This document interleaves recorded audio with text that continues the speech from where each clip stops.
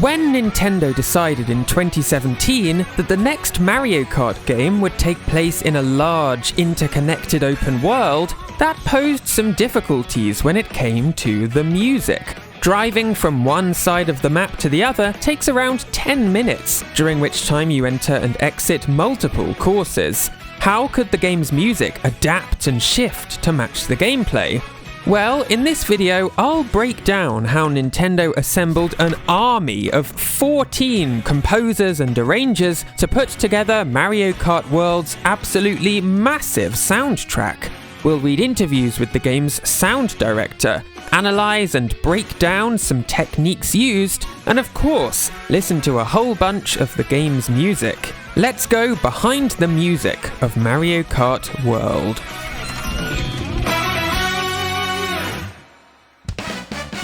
So, the first step on Mario Kart World's musical journey took place when the game was just a simple idea. What if Mario Kart went open world? The person put in charge of the music for this concept was Atsuko Asahi. Asahi joined Nintendo in 2010, writing music for Animal Crossing New Leaf and Pikmin 3, before joining the Mario Kart 8 sound team a couple of years later. Mario Kart 8's soundtrack was huge, and for the first time in the series' history, it made heavy use of live recorded instruments. Asahi wrote music for 10 of the game's brand new courses and arranged a number of returning course themes too. But potentially her biggest contribution to the Mario Kart 8 soundtrack was the title theme. I wanted the player's immediate impression to be that the music had been powered up through the use of real instruments, she said. But it was in 2017 when Asahi rose up through the ranks at Nintendo, from a mere member of the Mario Kart 8 sound team to the sound director of ARMS. I think ARMS has an incredibly underrated soundtrack, including an extremely catchy main theme. And by successfully leading the game's audio direction, Atsuko Asahi showed she had what it took to take on an even more important role: the music lead for Nintendo's next Mario Kart entry. So, I mentioned that Mario Kart World entered very early development back in 2017. At that point, World was a very, very long way away from resembling a playable game of any kind. But even at this early stage, the challenge that an open world presented was clear. All the different landscapes are connected and the world is expanding. What am I going to do? This was apparently the first thought Asahi had upon hearing the direction of this new Mario Kart. She began by assembling a team of composers to write and arrange music for the game's racetracks. Themes like Salty Salty Speedway, Crown City, Cheap Cheap Falls, and so on. 3 composers joined the team alongside Atsuko Asahi: Masa Miyoshi, Takahiro Honda, and Yutaro Takakura. Miyoshi joined Nintendo 10 years ago, and has written music for Ring Fit Adventure and Tears of the Kingdom. But those other 2 composers, Honda and Takakura, are relative newcomers, joining Nintendo in 2021 and 2022. There's not even a single photo of Honda online, so you'll just have to imagine what he looks like. Together, this group of 4 composers put together each and every one of the game's track themes. While Mario Kart 8's soundtrack was incredible, the team elected to shift the sound of World somewhat. 8's music was slick and took inspiration from Japanese jazz fusion, but according to Asahi, we increased the proportion of live instruments for a more energetic sound in an attempt to match the brighter atmosphere of the world.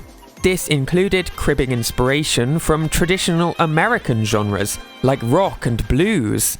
This is especially clear in the game's new main theme, which has a harmonica playing the lead melody and a bouncing swung rhythm. But World's track themes take inspiration from genres far and wide. Koopa Troopa Beach swaps the original bossa nova sound for a synthy EDM remix. Cheap Cheap Falls features a fusion between traditional Japanese instruments and rock guitars and bass. and Whistle Stop Summit takes cues from American hoedown music. But that doesn't answer the question of what happens between racetracks. In the game's new Grand Prix mode, you spend 2/3 of each race driving to the next track. And in Knockout Tour, you drive uninterrupted from course to course to course. How does the game seamlessly switch between songs? Well, to answer that, we first need to zoom out a little and talk about how music normally works in Mario Kart. Let's use Toad Harbor from Mario Kart 8 as an example of traditional Mario Kart music. This track features just a single piece of music, which is designed to loop seamlessly. It has a defined opening section, but when the song gets to the end, it restarts from just after that point, so that listeners can't easily detect that the track has looped. When you finish the race, the music immediately cuts out and a fanfare plays. This is the core of how music normally works in Mario Kart. Yes, there are other elements. When entering the final lap, the music restarts at a faster tempo.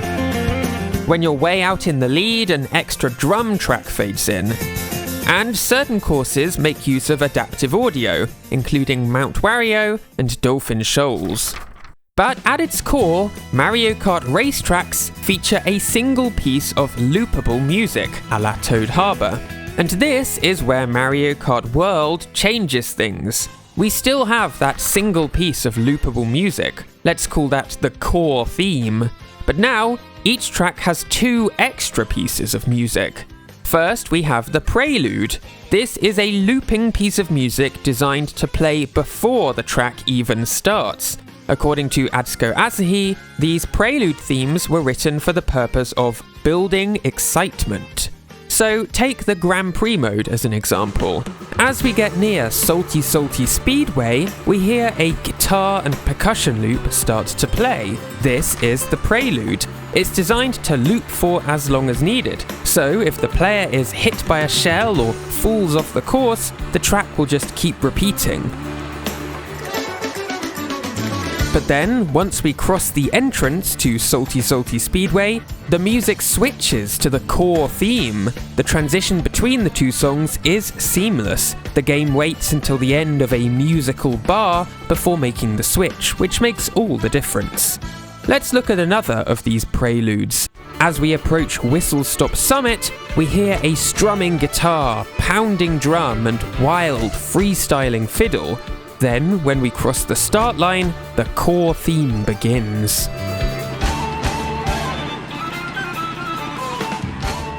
One more example. Leading up to Wario Stadium, we hear a simple repeating riff play with the low saxophone, bass and drums.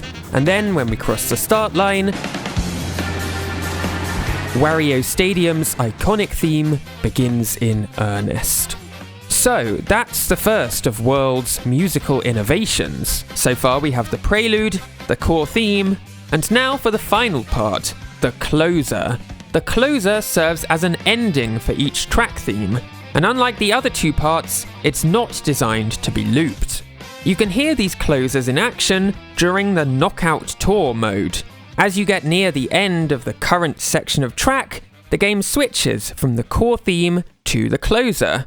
So, as an example, here is an excerpt from a Knockout Tour going from Dino Dino Jungle to Koopa Troopa Beach. As we drive between the courses, we're currently hearing the core theme of Dino Dino Jungle. But as we approach the next course, the game plays Dino Dino Jungle's closer.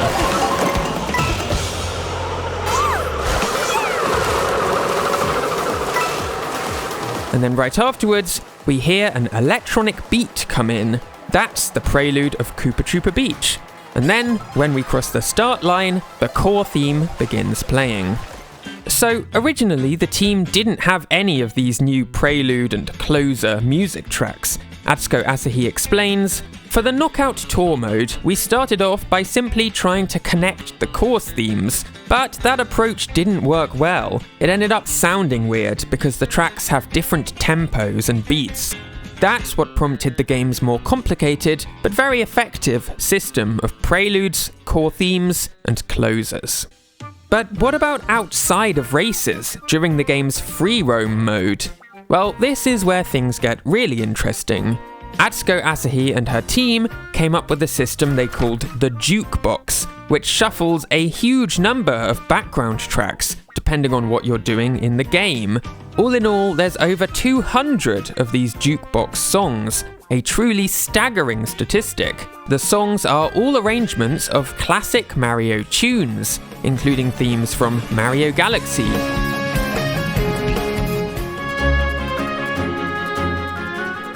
Yoshi's Story,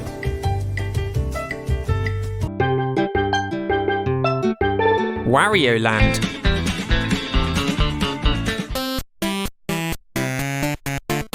and many more. But with the game's 4-person music team, arranging this many different pieces of music would be an almost impossible task. Atsuko Asahi said, "I thought we'd never finish development if we approached sound creation the same way as before, and I was worried about whether we'd really be able to get it done." That problem led to a pretty unique solution. No one said these arrangements had to be brand new, did they? Here is the game's take on Bob-omb Battlefield, the main theme of Super Mario 64.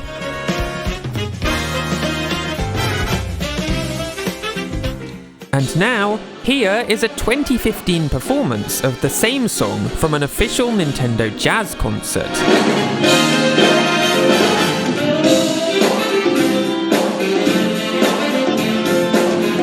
As you can hear, this is the exact same arrangement, just recorded in high quality and used in Mario Kart World. Let me show you another example. Here is Mario Kart World's take on the ground theme from Super Mario Bros. 3.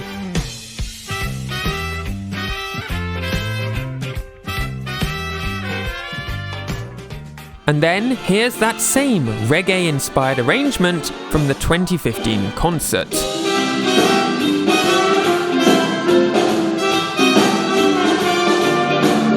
I'm not sure Nintendo have ever done this before, used pre-existing arrangements in their game soundtracks. Now, in reality, only a handful of songs from the Jukebox come from pre-existing concerts and performances. The real trick to filling the game's massive need for music was to call upon composers from outside of Nintendo. So, if you look at the game's credits, we have Atsuko Asahi as music lead, with the 3 composers I mentioned earlier credited under music. But, separately in the credits, there's 10 people credited for music arrangement. It's these 10 people who are responsible for writing the new arrangements of classic Mario tunes. None of these 10 arrangers work at Nintendo. They're mostly prestigious freelance composers or members of music agencies within Japan. So to pick out a name at random, here we have Jun Tomoda, a pianist, keyboardist, composer, and arranger. He's released 7 music albums of his own and has performed alongside some really famous Japanese pop stars, jazz fusion bands, and idol groups. I picked out Tomoda at random, but really you could Google any of these arrangers and find a long list of credits and accolades.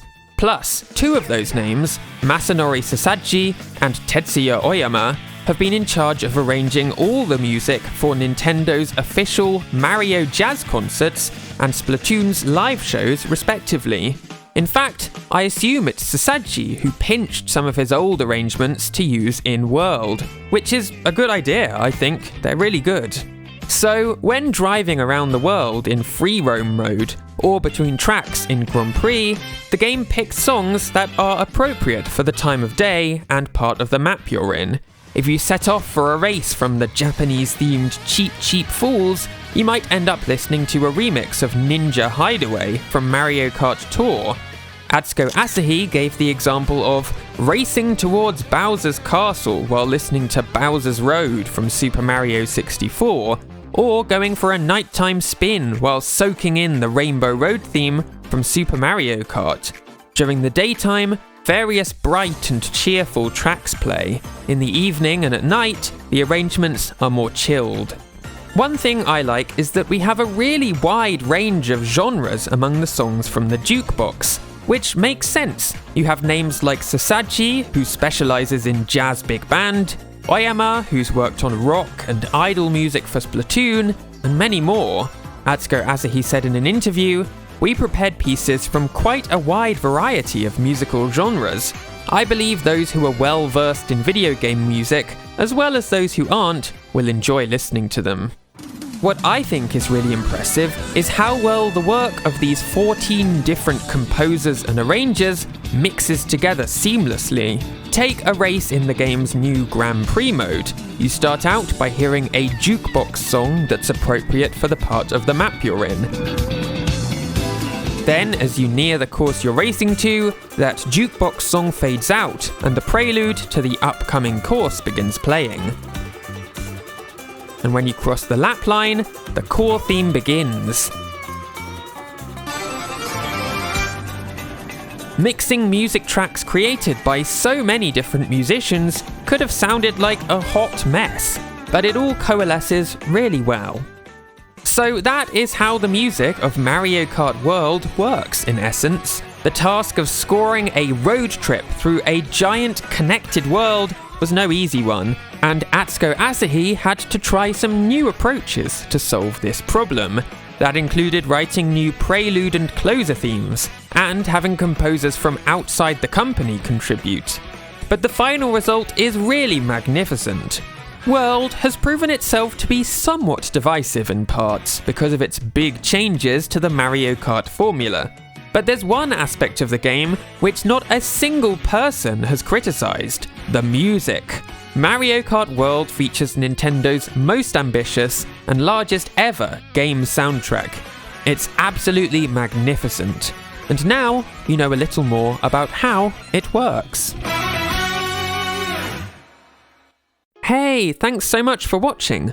Videos like this are only possible thanks to my Patreon supporters, including Aaron and Catherine, Arthur Nicole, Brett and Eric, Candy Crystal, Cyprian Eof, The Real Procyon, Daryl Gero, Ellie Birnbaum, Elise Rose Barsness, Eliza the Doe, Jim Gilsonan, Kieran Chan, Kelly Wright, Lucas Little, Michael Gunter, Preston Kurth, Robin Stick, Skator Pie, and Thomas Söderlund.